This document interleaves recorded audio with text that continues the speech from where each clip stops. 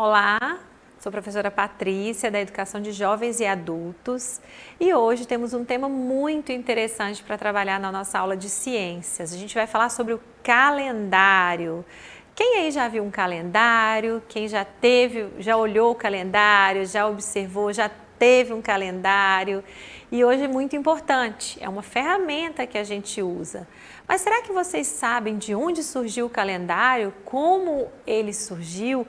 Qual a importância do calendário na vida das pessoas de hoje, de antigamente também? Então vamos aprender um pouco mais? A história de origem do calendário tem início com a necessidade de organizar o tempo e registrar a evolução, bem como de comemorar as datas fixas. Então, o calendário, lembra que a gente falou em outras aulas sobre relógios, sobre contar o tempo? O calendário aqui, ele surgiu com a necessidade de organizar as situações da nossa vida, os dias, os meses e também de marcar datas importantes. Sempre aconteciam momentos importantes naquele ano, naquele mês, então eles precisavam marcar aquelas datas.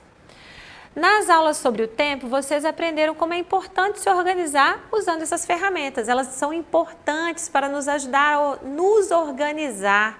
A gente consegue dividir o nosso ano em meses, em dias e em semanas também, e a gente precisa se organizar. Então é uma ferramenta usada no dia a dia para a organização nossa. Os especialistas acreditam que o calendário tem origem com os sumérios, que eram povos da Mesopotâmia, em 2700 a.C.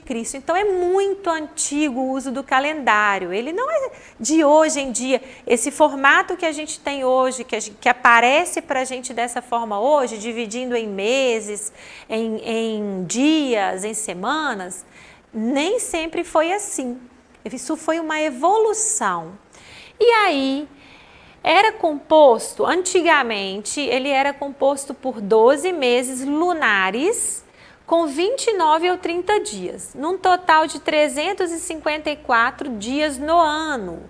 Vocês vão ouvir muito aqui na nossa aula falando sobre a palavra lunar ou solar.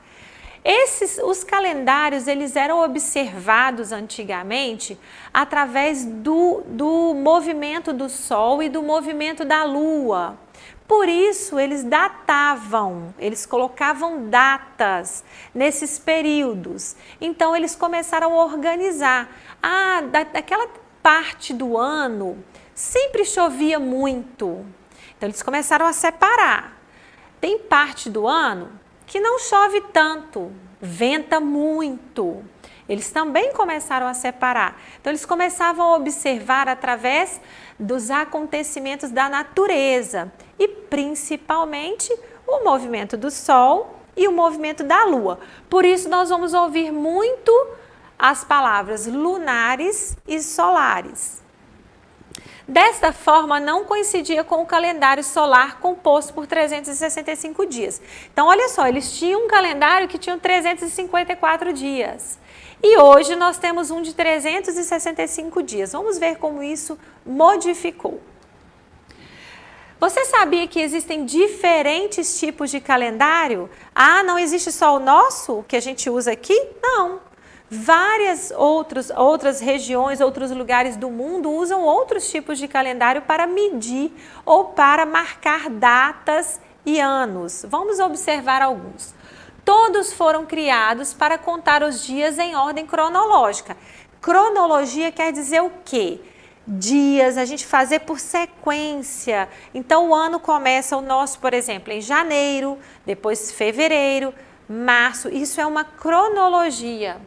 Mas alguns pararam de ser usados, enquanto os outros estão aí até hoje. Então, teve calendário que não deu certo, teve calendário que não foi legal, não foi bem usado. Então, eles acabaram. E alguns se aprimoraram, melhoraram e continuam sendo usados até hoje.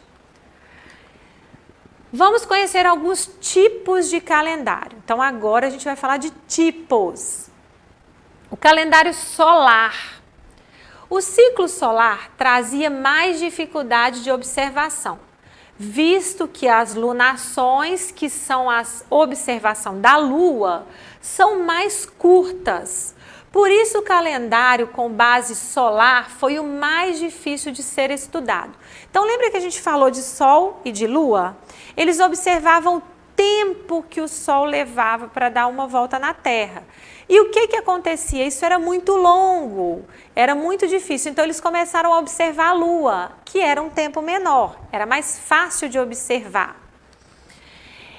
Ele foi criado pelos egípcios e tinha 365 dias divididos em 12 meses, com 30 dias e mais 5 dias acrescidos no final do ano.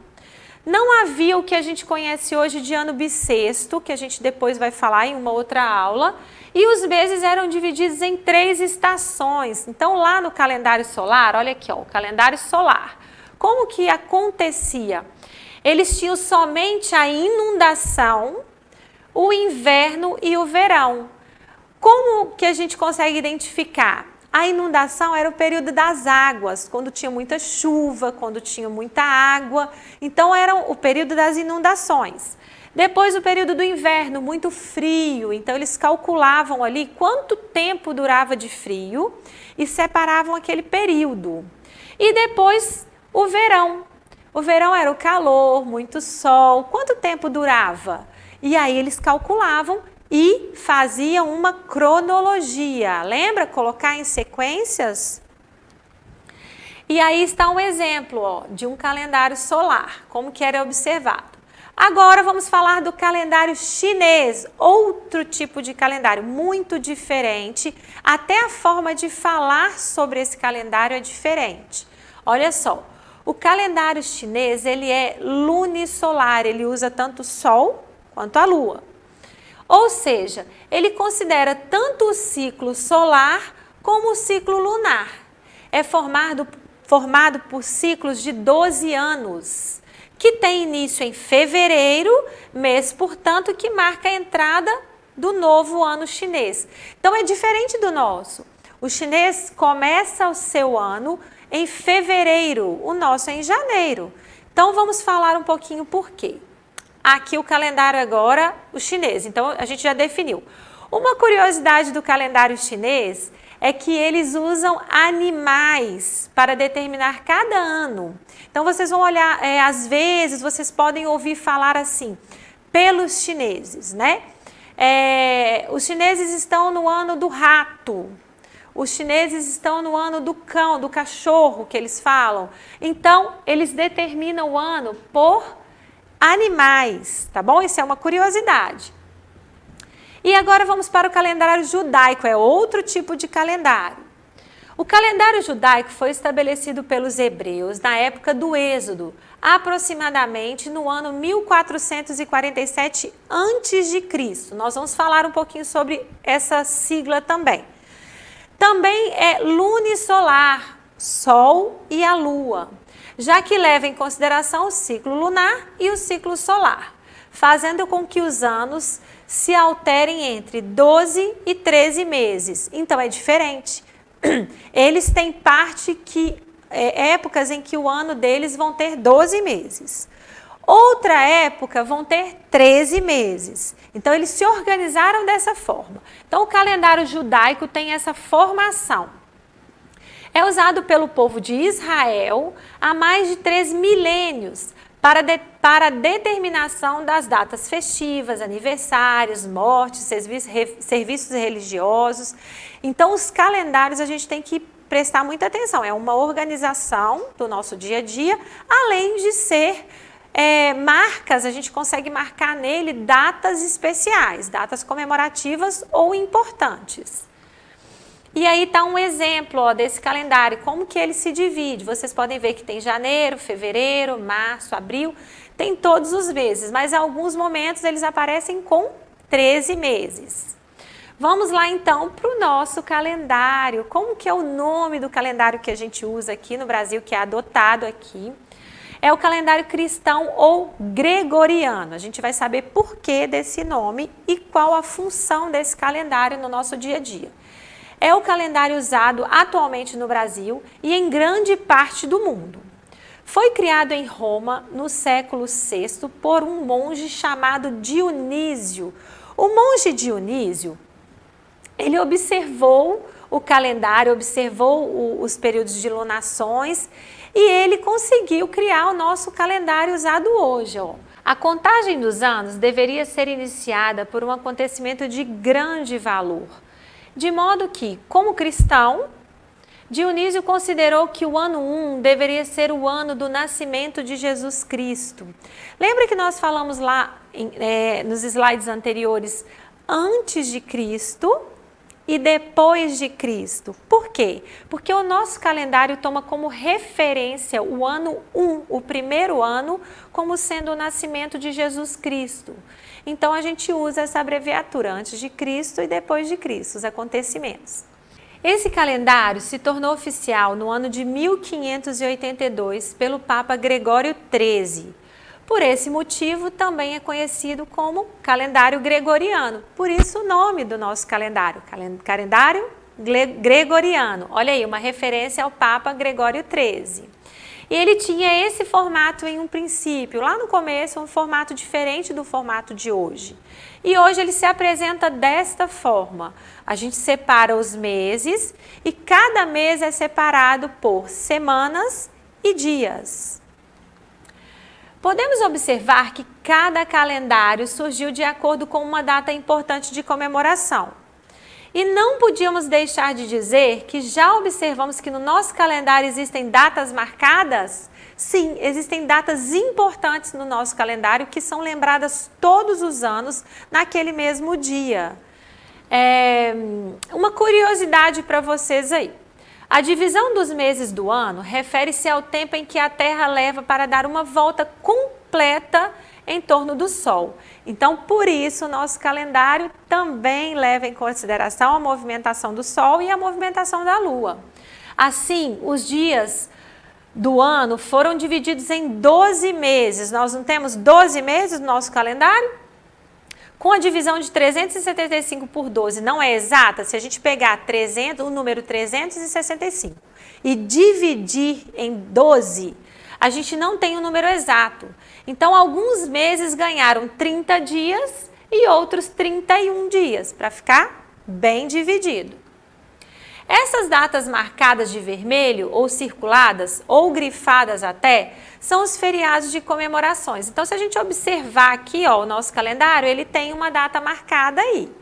E essa data aqui que está marcada no mês de maio, que é o dia 1º, é comemorado o Dia do Trabalho. E assim, todo mês tem a sua data comemorativa. É muito importante a gente saber ler o nosso calendário. A gente tem que olhar e entender o que tem nesse calendário. Uma outra curiosidade, vocês perceberam, vocês podem agora, né, observar calendários do dia a dia de vocês e observar que lá tem, ó, as fases da Lua. Eles colocaram exatamente qual dia vai ser a Lua cheia, onde ela começa, onde ela termina, porque o nosso calendário é observado através daí, tá bom? Todo calendário tem os dias da Lua, ou seja, todos também seguem o calendário lunar, muito bem. E agora uma curiosidade muito interessante, é muito importante a gente saber e pesquisar sobre como surgiram janeiro, fevereiro, março. Eu vou dar alguma curiosidade sobre 2 meses importantes. Nome de alguns meses. Inicialmente chamado de quintilis, por ser o 5º mês, ele foi rebatizado em homenagem ao imperador Júlio César. Então, o mês 5 ficou sendo chamado de julho, por motivos para homenagear o imperador Júlio César. Isso aí. Tempos depois, o nome do 8º mês, que era sextilis, foi mudado para Augusto, que quer dizer agosto, em homenagem então ao imperador César Augusto. Mas, para que o mês dedicado a ele não tivesse menos dias do que o dedicado a Júlio César, o mês de agosto passou então a ter também 31 dias, porque o mês de julho tem 31 dias. E esse dia a mais saiu, sabe de onde? Do mês de fevereiro, que ficou com 28 dias nos anos comuns e 29 dias nos anos bissextos. Então, a gente tem uma diferença, né? Janeiro tem 31 dias, fevereiro 28 ou 29, março tem 31. E essa diferença é que foram sendo ajustadas com o passar do tempo. E agora eu vou deixar uma atividade para casa.